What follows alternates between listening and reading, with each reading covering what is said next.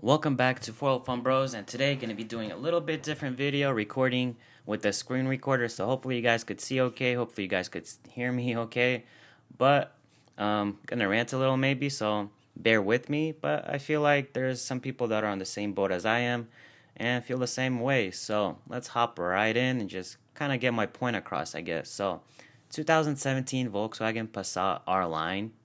R-Line is pretty much the 19-inch wheels appearance little package. So front bumper, side skirts, rear bumper, couple badging, and front grille. So it does look a little bit nicer. My mom has the same car, and I actually like this car. That's why I went and decided to go check it out. Maybe actually get one for myself. So just really quick, compared to like a Honda or Toyota Camry, this car is a lot cheaper. So they picked it up for like 19,000, not out the door, but 19,000 before taxes, brand new at the dealership. So you guys could get a little glimpse of the value of this vehicle, I guess. So let's get to the specs and whatever Copart has about this car. So salvage certificate, 41,000 miles actual, which is good. Run and drive, that's nice as well, because you could go check it out, start it, make sure it's all good. Primary damage is rear end, and secondary damage is front end, with the estimated retail value of $14,500. Again, it's located in my area, Antelope, which is pretty much Sacramento. So, getting to the damages, we see the front grille is damaged. Most likely this headlight is damaged, the driver's side. See, front bumper has some scratches with the crack, probably needs repainting. And obviously this left front fender, pillar A, has a huge dent right here. This line doesn't match up, another dent here. So if this fender is cheap, you'd probably want to replace it instead of fixing. Driver's doors and quarter panel, wheels, side skirts, everything looks okay.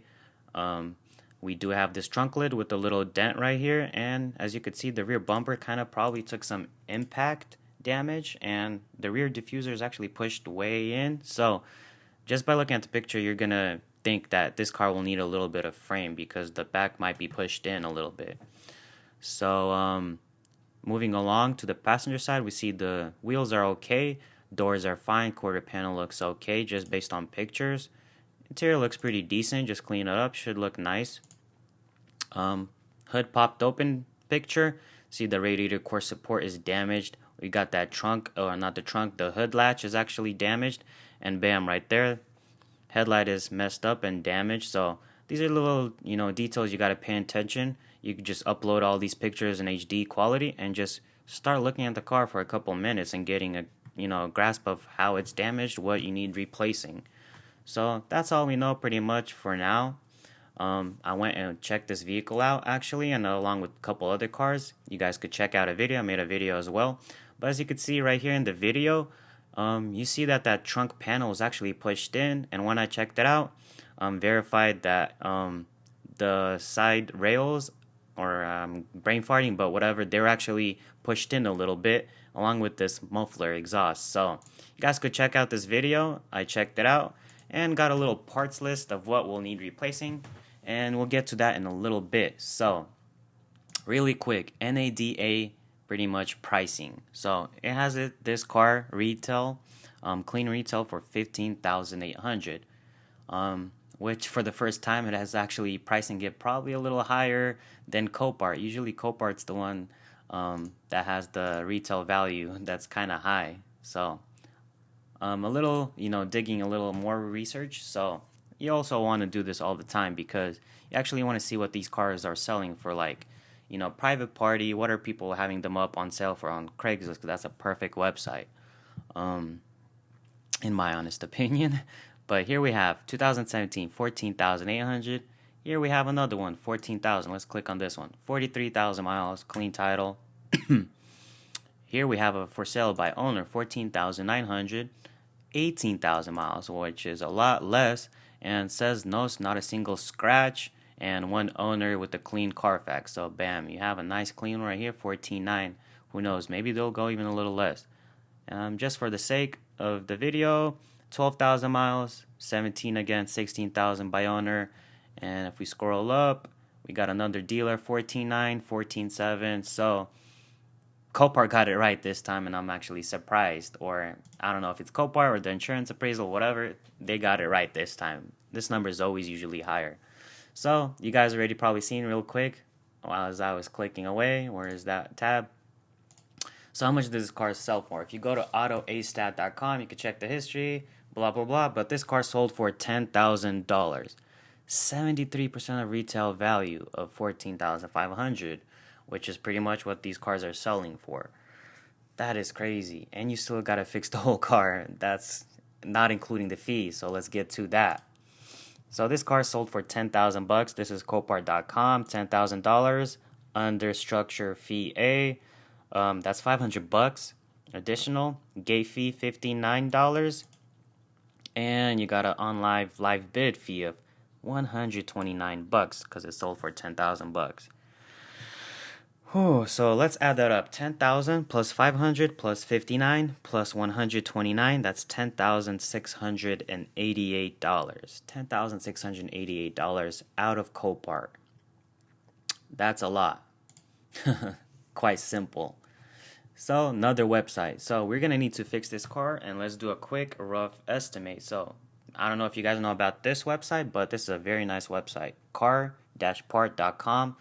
Could go and check out any car, any part you need, whether you're fixing up a car from Copart or just something breaks on your car, or maybe you run into a fender bender, you need some stuff.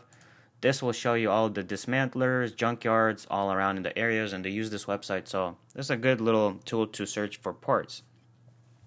So moving along, I went and checked out this vehicle, and these are the pretty much rough estimates of all the parts it needs replaced. So got a left side halogen style headlight, $243. LKQ Keystone in Stockton, 55 miles away from where I live. I'm gonna say $200 for this headlight. We got a grill. It says complete with emblem. Looks nice. $150. Again, H&F Auto Parts. It's pretty far away. Maybe they could ship it. Who knows? But sometimes if you can't really get a part, can't get it shipped, and you can't really find it anywhere, where do you gotta go? You gotta go to the dealership. So this one is dealership. This one is $150. We're gonna add that on. We got that driver's side fender. I'm gonna replace it again. Look, it's pretty cheap, $175. $200 say. So there's no point of what I'm trying to say is there's no point of fixing that fender as if you could just get a nice part grade A with zero damage and brand new whatever, $200, you know. But for this video's sakes, we're gonna say it's $170 right there, 170. Got a core support radiator is damaged, so how much is that? $250. Moving along, we got that hood. You guys couldn't see in pictures down here, but I went and checked out this vehicle. In pictures, there's a fat kind of like, you know, shadow along this side, but there's a huge dent right here, and the hood is actually a little bit tweaked. Maybe on this picture you kind of could tell. You still can't see that dent, but that dent is going to need about $200 worth of, you know, repair and plus a little bondo. And do you want that? Some people don't want that. Me personally, if the hood is already cheap as is, brand new, why not just replace a clean, nice hood instead of wasting that or spending that $200 and trying to fix up a hood that's $400? You know, yeah, if the hood is, you know, $600 and up, or maybe $1,000, you're gonna want to fix it and try to do a good job on that. But for this video's sake, we're replacing, and it's $400. What else do we have? We got the condenser. I said it's damaged, $125. Add that on. What else do we have? We got the rear bumper cover in the back. That's pretty much all the parts it needs down there. $320. So we have the car selling for $10,000 plus all the fees, $10,688. And with all these parts that we just talked about, that's $1,610. If you add those two numbers together, it comes out to be $12,298. So moving back to just the picture of the vehicle and just kind of finish off this video. So to fix that rear frame and the rails and the reinforcement kind of edges, pushing back a little bit, get the car aligned, getting this trunk panel fixed and aligned, I estimated the rear fix and frame to be $600. And, you know, give or take a couple $100, but that's going to be a rough estimate for this video. $600 sounds pretty good to me to fix this vehicle. And plus painting. You're going to need to repaint trunk lid, rear bumper, fender, hood, and front bumper cover. You might want some couple blends. In my opinion, I just tell them to match it up perfectly as best as I can, and I kind of skip the blends. But if you want to do blends, let's do blends as well. But for paint, I said $750. So what is the grand total now? All parts are $1,610, and fixing the vehicle is $600 plus $750 is a total of $13,648. $13,648. You guys, we're like so close to 14 and a half. So close. But you're getting this huge ding on your salvage certificate. When you get that title, it's going to say salvage. It's not going to be clean. I mean, it may be clean in your hands, not dirty.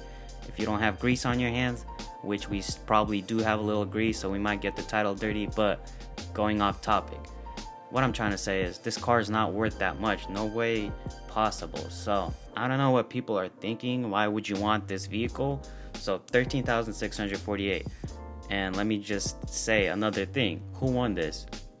When I was watching the bidding live, I believe Indiana picked this vehicle up. So they're going to pay for shipping as well. Shipping could, range from, who knows, $600, $700 on top of this. So I don't honestly see a point of, the reason of getting this vehicle. Even if you do have the parts and you do fix this car yourself, it's still not worth it.